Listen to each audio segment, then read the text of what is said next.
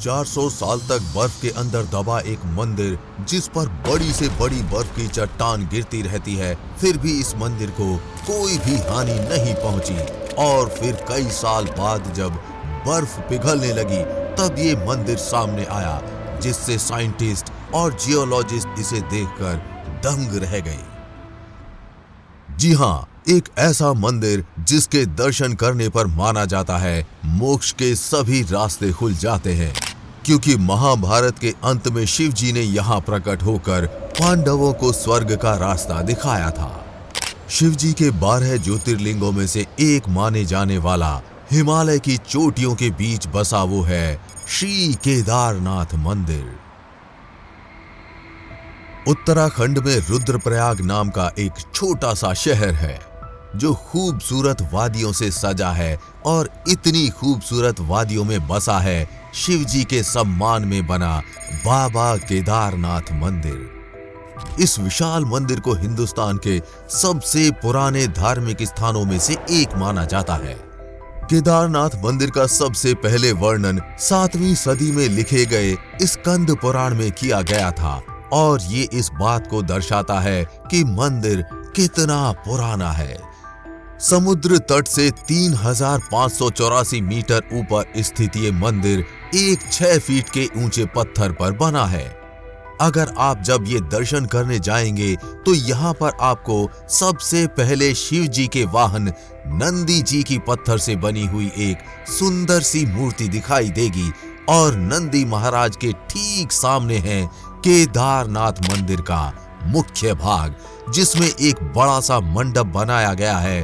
बीचों बीच है मंदिर का गर्भगृह, जिसमें बसा हुआ है एक पिरामिड शेप का शिवलिंग, और एक ऐसा शिवलिंग जो आपको कहीं और देखने को नहीं मिलता। बर्फीले पहाड़ों के बीच बसे इस मंदिर से कई हैरान कर देने वाली बातें जुड़ी हुई हैं। आइए इस वीडियो में इस मंदिर से जुड़े कुछ ऐसे राज बताते हैं जिसको सुनकर आप हैरान रह जाएंगे। आइए सबसे पहले जानते हैं केदारनाथ मंदिर का निर्माण कैसे हुआ। कहा जाता है इस मंदिर को पांडवों ने बनाया था। मान्यताओं के अनुसार महाभारत के युद्ध में अपने गुरु और अपने भाइयों का वध करने के बाद पांडव खुद को अपराधी और पापी मानने लगे थे।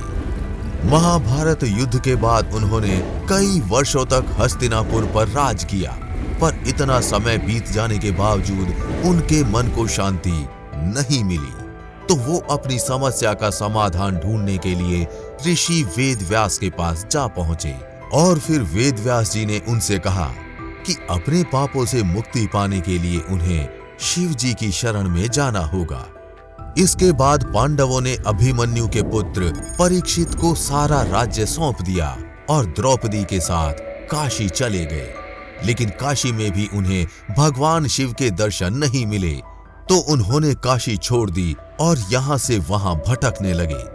पांडव जहां भी शिव जी को ढूंढते हुए पहुंचते थे, शिव जी वहां से कहीं और चले जाते, और इस तरह आखिरकार शिव जी उत्तराखंड के गुप्त काशी में जाकर बस गए। मान्यता ये है कि जब पांडव उन्हें ढूंढते हुए वहां पहुंचे, तो उनसे छुपने के लिए शिव जी ने नंदी बैल का रूप धारण कर लिया। वो गायों के झुंड में छुप गए, जिनके कारण पांडव उन्हें काफी समय तक ढूंढते रहे। अंत में आखिरकार भीम ने उन्हें पहचान लिया। पांडव शिव जी की ओर बढ़ने लगे। पांडवों को अपनी तरफ आते देख शिव जी नंदी रूप में खड़े धरती में समाने लगे, लेकिन उन्हें रोकने के लिए भीम ने पीठ की ओर से उन्हें पकड़ लिया। भीम ने जिस हिस्से को पकड़ा था, वो हिस्सा धरती से बाहर रह गया, और वो हिस्सा एक पिरामिड शेप की शिवलिंग में बदल गया, जिसे आज हम केदारनाथ में पूजते हैं। वो वही शिवलिंग है।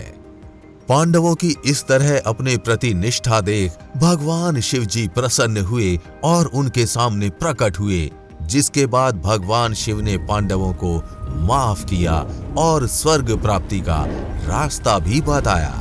इसके बाद पांडवों ने शिव जी का धन्यवाद किया, और जिस जगह पर शिवलिंग प्रकट हुआ था, वहां उनके सम्मान में एक मंदिर बनाया, जिसे हम आज बाबा केदारनाथ मंदिर के नाम से जानते हैं। वैसे केदारनाथ मंदिर से और भी कई सारी कहानियां जुड़ी हुई हैं। कहा जाता है कि जो मंदिर आज हम देख रहे हैं वो 8वीं सदी में आदि शंकराचार्य ने बनाया था, पर आर्कियोलॉजिकल सर्वे ऑफ इंडिया ने इस मंदिर के पत्थरों की जांच की, तब पता चला कि इनका टाइमलाइन महाभारत के पीरियड टाइम से मैच करता है। दीपावली महापर्व के दूसरे दिन शीत ऋतु में मंदिर के द्वार बंद कर दिए जाते हैं। जब मंदिर बंद किया जाता है तब अच्छे से पूजा करके दीपक जलाया जाता है। पुरोहित ससम्मान पट बंद कर भगवान के विग्रह एवं दंडी को 6 माह तक पहाड़ के नीचे उखी मठ में ले जाते हैं। 6 माह मंदिर और उसके आसपास कोई नहीं रहता। 6 माह बाद मई माह में जब केदारनाथ के कपाट खुलते हैं तब केदारनाथ की यात्रा आरंभ होती है। लेकिन आश्चर्य की बात यह है कि 6 माह तक दीपक भी जलता रहता है और निरंतर पूजा भी होती रहती है। कपाट खुलने के बाद ये भी आश्चर्य का विषय है कि वैसी की वैसी ही साफ सफाई मिलती है जैसी कि छोड़कर गए थे। ये मंदिर कटवा पत्थरों के भूरे रंग के विशाल और मजबूत शिलाखंडों को जोड़कर बनाया गया है।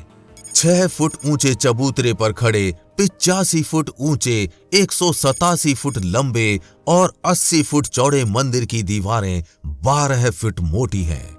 ये आश्चर्य ही है कि इतने भारी पत्थरों को इतनी ऊंचाई पर लाकर वह तराश कर कैसे मंदिर की शक्ल दी गई होगी। खासकर ये विशालकाय छत कैसे खंभों पर रखी गई।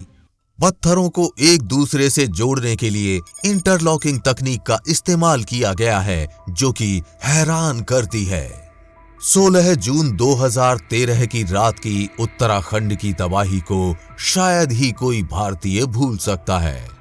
जल प्रलय से कई बड़ी बड़ी और मजबूत इमारतें ताश के पत्तों की तरह ढहकर पानी में बह गईं, लेकिन केदारनाथ के मंदिर का कुछ नहीं बिगड़ा। आश्चर्य तो तब हुआ जब पीछे पहाड़ी से पानी के बहाव में लुढ़कती हुई एक विशालकाय चट्टान आई और अचानक वो मंदिर के पीछे ही रुक गई। उस चट्टान के रुकने से बाढ़ का जल 2 भागों में विभक्त हो गया और मंदिर कहीं ज्यादा सुरक्षित हो गया।